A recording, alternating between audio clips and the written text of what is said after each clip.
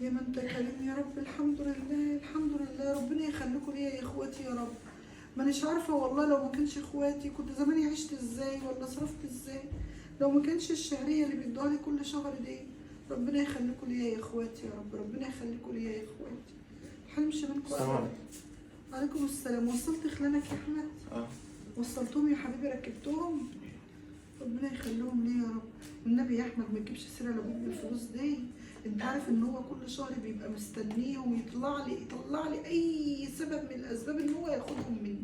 بالله عليك يا احمد ما تقول له عليهم. اقول لك بقى حاجه، هو لسه قابلني. ابوك هو شافني وانا شايفني وانا طالع بخليني على الشارع، ركبتهم الميكروباص. كان فين ده؟ هو كان قال لي انا طالع على القهوه شويه. ما هو قال لي انا في مشوار، بقول لامك خليها تعمل حسابها على الفلوس عشان اجي اخدها واديها للراجل. راجل مين؟ على فلوس لي يعني. يا دي النيلة عليا يا ولاد.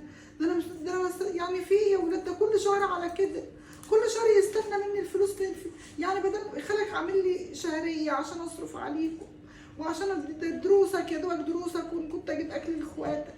كل شهر ابوك ياخدهم، لا شايل هم حاجه ولا بيصرف علينا ولا بيجيب لكم حاجه، ومكبر دماغه. وفوق كده وكده كمان مستني الفلوس القرش اللي اخويا بيديهولي عايز ياخده. هو في ايه بس يا ولاد؟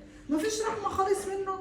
حالا هيجي يعمل لي مشكله ويهد الدنيا وهياخدهم مني. طب فين الفلوس قلت له ليه يا احمد؟ والله ما اعرفش، ما هو عارف، مش عارف من مين. كل مره بياخد في كل شهر بياخد الفلوس اللي خلاني بيدوها لك. استغفر الله العظيم. طب اعمل ايه بس دلوقتي؟ طب فين الفلوس اللي بيقبضها من الشغل؟ انا عارفه هو بيشتغل ولا ما بيشتغلش يا احمد، مكبر دماغه وعايش على مزاجه، ولا بيصرف علينا ولا شايل هم حاجه ولا بيفكر فيكم ولا اي حاجه، عايش هو اللي عايز يصرف مع نفسه وشو يقول لك عليا فلوس لده وعليا. طب انت بتجيب لنا حاجه؟ انا مالي ومال الكلام ده؟